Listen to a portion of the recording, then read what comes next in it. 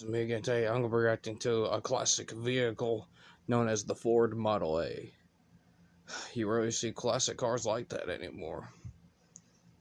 They're all thrown into the junkyard, or some of them, or 50% of them, are bringing them back and selling them for high prices.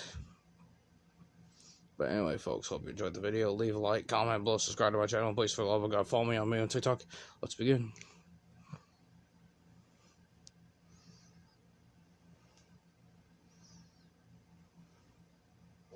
Look at the new sled on you. Yeah, I like it. I mean, What did you pay? 7 pelts. So hot.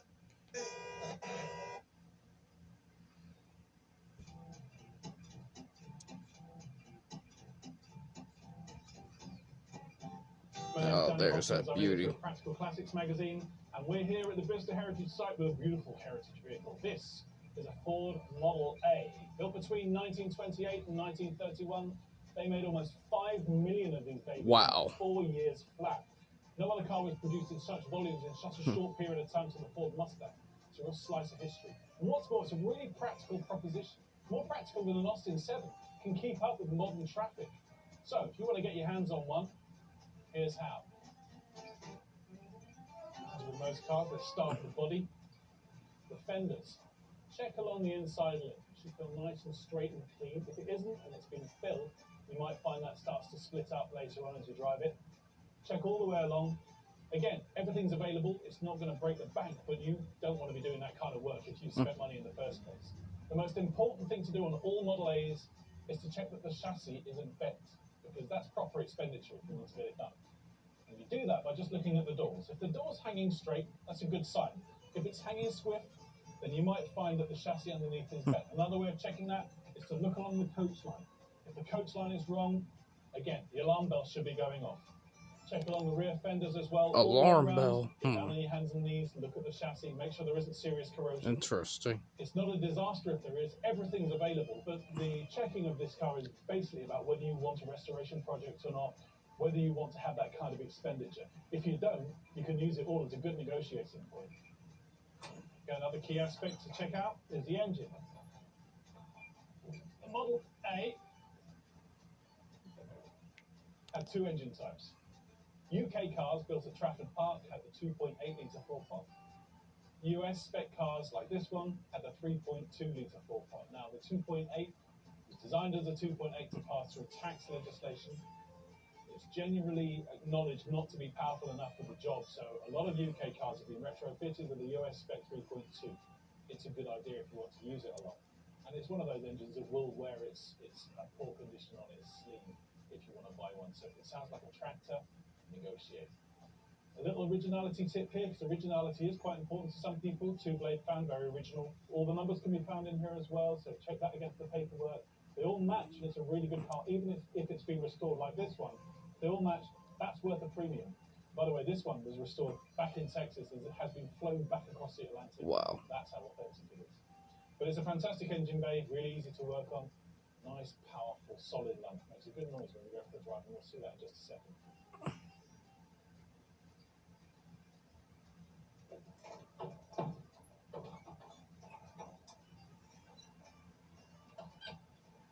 Okay, welcome to the office. And what a fabulous office it is. Now, the Model T is quite a difficult car to drive because the pedals are all over the place, all in the wrong places. The Model A can be said to be the first of the modern era Fords. It could be almost said to be the first of the modern era cars. All the pedals are in the places that you'd recognise. So it's got clutch, brake, and accelerator over there. There's still some stuff that you wouldn't recognise, of course. There's an advance and a retard handle here, so you retard the ignition when you start the engine and advance it as you drive further and faster. There's a hand throttle here, which is kind of helping when you start as well. Kind of ancient version of cruise control, if you like. That's the choke there. It's more of a kind of petrol pump thing. We won't need to use that now because the engine's warm already. Handbrake, ignition obviously, and then the niftiest thing, or the thing I like best about the interior here, that little button down there on the bulkhead, that's the starter button you do with your toe. But it's all fantastic, very easy to drive.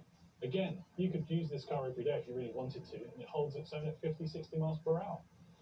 We should take it for a drive.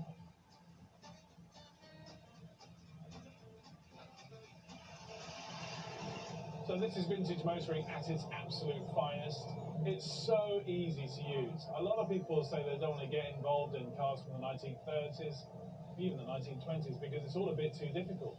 But when you're in a car like this, put yourself on a B road and just watch the countryside floating by. Enjoy It's yourself. absolutely beautiful. Well sorted, goes where you point it. The brakes And pull up mobsters when actually they used should this do. type of car as time If progressed. it doesn't do that, then you need to find out why. Don't Capisc? assume that just because the car's a car from the 1920s or 30s, it's going to be bad at stopping or bad at going around corners. This is neither. This is just great fun. 3-speed gearbox, but the ratio is really nicely spaced. We're in second gear at the moment, bimbling along at 20 miles an hour. Third gear takes you all the way up to 50, 55. Holds the road perfectly. I mean, it's mass-produced. This isn't a specialist vehicle. The one problem with getting involved in vintage motoring is that when you get back into your car to go to the shops or to take the kids to school, it all seems a little bit dull. This is absolutely fantastic. In fact, I'd say it's completely addictive. No wonder they sold 5 million. Wow. It's absolutely brilliant. Why do you think mobsters took an interest in it? Anyway, folks, it don't stop there either. We're gonna see how long it lasts in snow.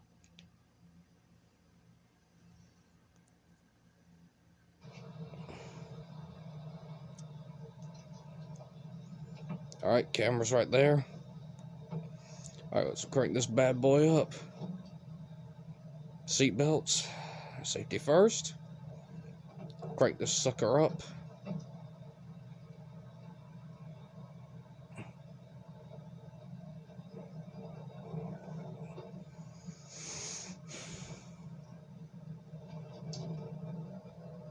Oh, that's a lot of snow, but if it can hold its own.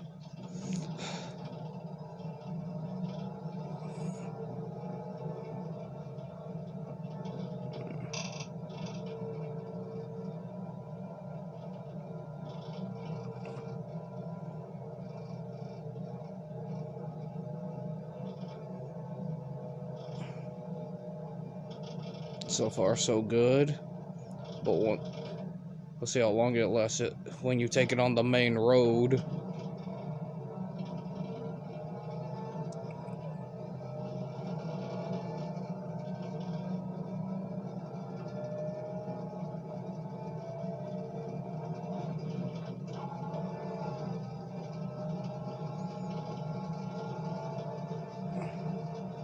It's actually working.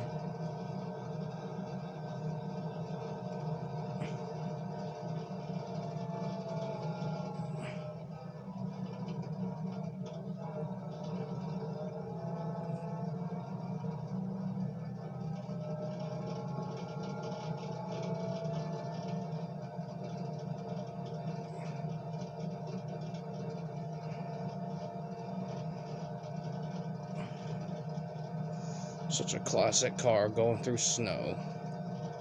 Now all we need is the black and white setting, some fedoras, a trench coat, and then we'll be all good. It was snowing outside. As I drove through the night.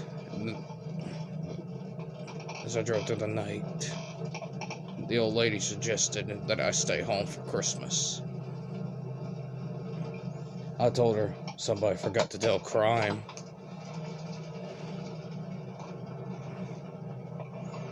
Quit dropping the camera.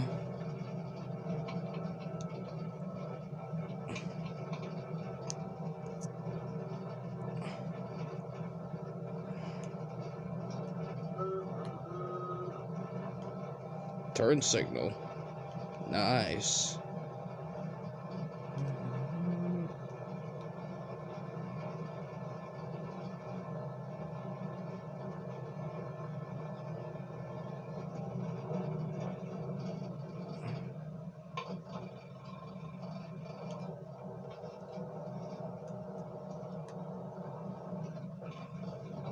Let's wait back to the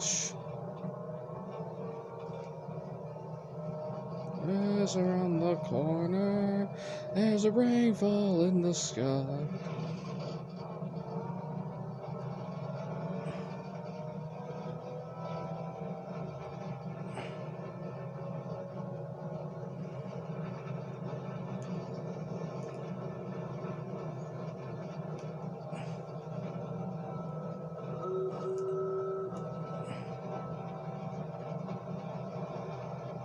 Oh, that's the camera recording.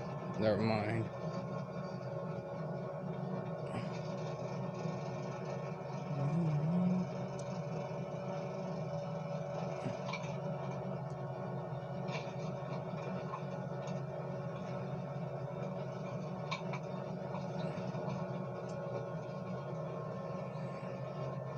Sorry about that, folks.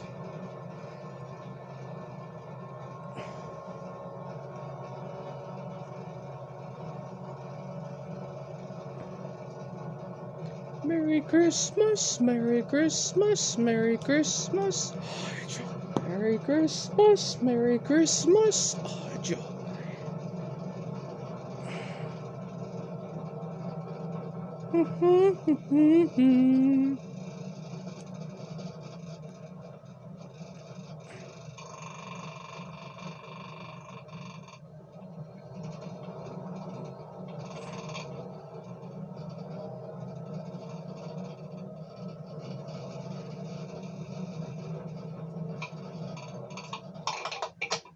The camera will quit falling.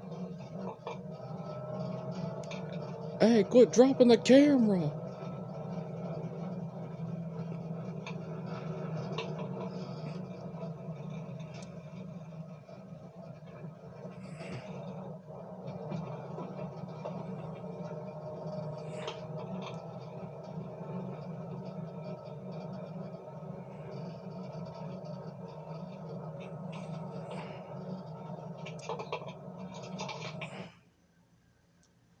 Anyway, folks, hope you enjoyed the video. Leave a like, comment below, subscribe to my channel. Please, for the love of God, follow me on TikTok. Long live classic cars, and fuck the hipsters. I'll see you next video.